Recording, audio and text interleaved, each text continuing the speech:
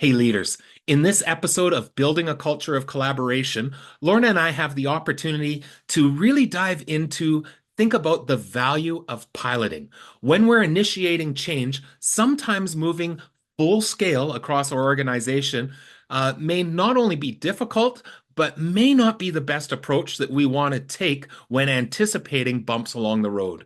There is value in piloting our change initiatives, looking for ways that we can begin trialing some of our change with a smaller group, with a pilot team that will be able to identify where are the barriers or the obstacles that we're encountering and how we can move through those before introducing across our entire organization. So let's take some time and think about why piloting is so valuable when leading change. Let's get started. Intentional and purposeful focus on building a culture of collaboration is the secret for leaders striving to make a difference. In building a culture of collaboration, Kurtis and Lorna Hewson will share simple tips, ideas, and strategies to take your organization's collaborative efforts to the next level. We, of course, wanted to take just a moment to recognize our orange shirts as we're wearing them today, but understanding that in Canada we have our National Truth and Reconciliation Day on September 30th. And we want to be able to reflect on the fact that this is not about a holiday and it's not about just one day. It's about a time for us to be able to reflect on what is our part in truth and reconciliation, and how do we pause long enough to really think about how do we contribute to Indigenous recognition of the lives that have been impacted over the past many years, and how do we play a part in really recognizing the truth and moving into reconciliation. So we know that this, again, takes time and has brought about some hard conversations with ourselves, with our families, with our loved ones, but so critically important as we move forward.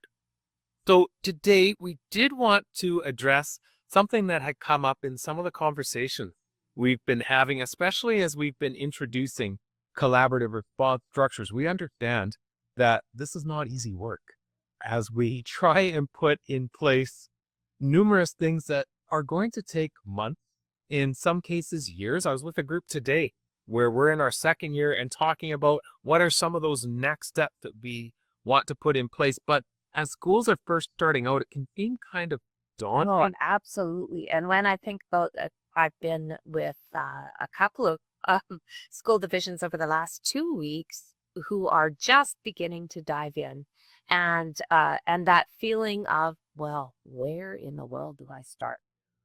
So one of the ideas that came through in the conversations was the idea of valuing piloting.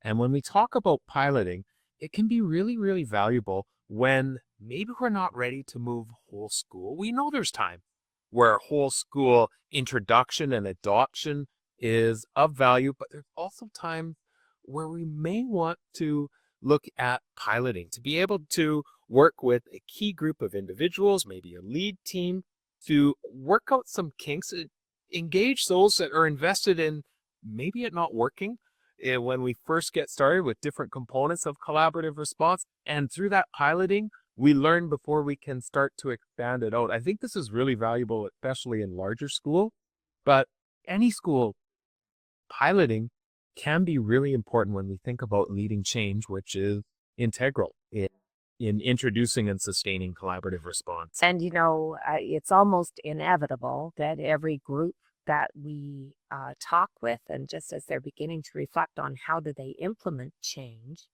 that the idea of buy-in comes forward, and that you create buy-in for our whole staff, and how do we get to that place where we're all ready? Well, we never get to that place where everyone is ready, because, as I always say, everyone has jagged profiles, and moving into change also impacts that jagged profile. So we've heard many people talk about the idea of early adopters, late adopters, and not one's not better than the other, but it's all critically important of how do you leverage people at different points along the way. And when we think about piloting, it really is trying to leverage people who may be invested as early adopters in a particular part or particular Component of collaborative response and leveraging it. It actually goes along with a concept we shared a few weeks back about the importance of a lead team or guiding coalition and how you build critical mass, not unanimous buy-in, but that critical mass of individuals that can build momentum and understanding for us as a school or an organization. Well, and actually there's great advantage to being able to pilot something because you have the ability to work through an idea or a concept and work out the kinks, as we would say, and to be able to really move it forward in a positive direction. And then for those people to be able to talk about it with the rest of the Yeah, that's right. and really, And with some authenticity and credibility. We've tried this, it didn't quite work, but we've made some adjustments. and being open and honest about the things that didn't work and talk about that. And then talk about how you continue to move forward with that particular area. So maybe just a few examples that we can give that we've shared in different engagements over the last few weeks. We know that schools, when they're first introducing collaborative response, the collaborative team meeting is an excellent place to start. And we often share, maybe don't try it across the whole staff to begin with. Pick a team that you want to try. Or I've worked with a number of especially larger schools where they have a lead team and they try it on their own first just to get used to the structure and gain a little bit of confidence before moving out. Or we've seen schools where they'll say, I think we've got a team that's really poised to appreciate and value this conversation. Let's try with them and then we'll spread it out across our team over time. And even so, having that team wrestle with some of the ideas and just start to play with what does this look like? What is the structures and the processes look like? Try it out. But then even for that team to be able to model to the rest of the school, what does that look like even in a mock meeting to share, well, here's the things that we've learned about those structures and processes. And this is what it looks like for us in our team. And then to be able to continue to roll things out. Well, I was working with recently a junior senior high, and when we're thinking about that layer of collaborative planning, I think the principal was really wise in saying, I want my collaborative planning teams to start developing goals that are going to align with our overall goals. But right now, on the data and evidence. Yep, absolutely. But right now, I think the place I want to start is with my junior high teams because I've got them well established within the school. They're at a point where this will be really helpful. My senior high teams aren't quite there yet. So again, this is a great example of piloting it with a group at a point of readiness. And to the principal's own admission, it's not at the fault of the staff. It's just some of the structures haven't been necessarily built out well enough yet at that level because we've been piloting and really using our junior high group to engage in that particular example. Yeah. And another area I think that you could look at piloting is when you're thinking about your case consult teams, and especially when you involve families in those. We'll be right back to continue this episode. Are you looking to maximize the collaborative capacity of your school or district? Are you wanting to take your professional learning communities or response to intervention work to the next level? Have you started the work in collaborative response but are looking to reignite your plans? We want to have you join us at the 2024 Collaborative Response Retreat happening May 3rd and 4th in beautiful Lacombe, Alberta. Over the 2 days, we have an intentionally designed program of breakout sessions, panel discussions, and supported team planning time to ensure that you walk away with a plan for introducing or strengthening collaborative response in your organization for the upcoming year. With a concentrated focus on team planning, networking, and individualized support, the Collaborative Response Retreat is an outstanding opportunity to grow your team's understanding and implementation of this powerful support framework. We are also planning some fun social time so you can relax and enjoy some activities as a team in our historic community of Lacombe in central Alberta. In addition, participants will gain access to an extensive repository of online resources to deepen their understanding and support ongoing implementation. Plan to join a growing network of educators dedicated to responding to the diverse needs of their learners. We've capped our attendance at 140 participants, so make sure to register early to secure your team spot. We're looking forward to seeing you in Lacombe in May. And now back to our conversation.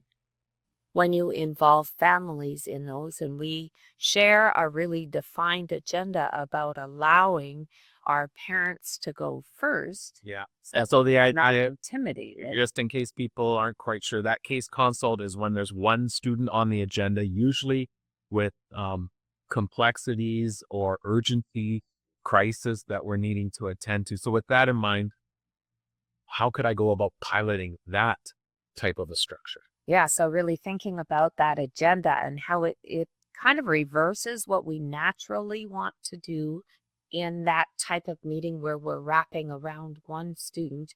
We often want to bring people together and then just jump right in and start talking about what we could do and suggest.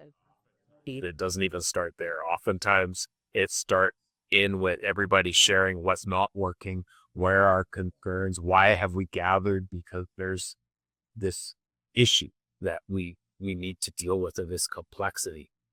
And really wanting to be able to start with strengths, start with celebrations, but starting with our families and their voice, having it heard. So and this might be a topic for a future conversation, I had a school just today where an individual said, when we introduced that case consult, one of the benefits was being able to really hone in on what are the key concerns and being very specific with that.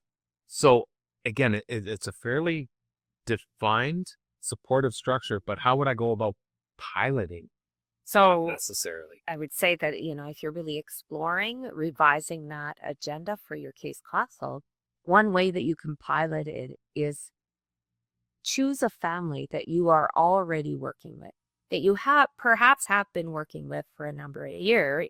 You might have a relationship already, and try out that agenda with them. Let them know that you are trying out a new process for examining supports for a student, and you'd love to be able to have their input and their feedback on that process. What you're saying is maybe don't pilot that new structure agenda with a family where you anticipate a little bit of tension or friction happening as within that conversation. A little bit of pilot situation.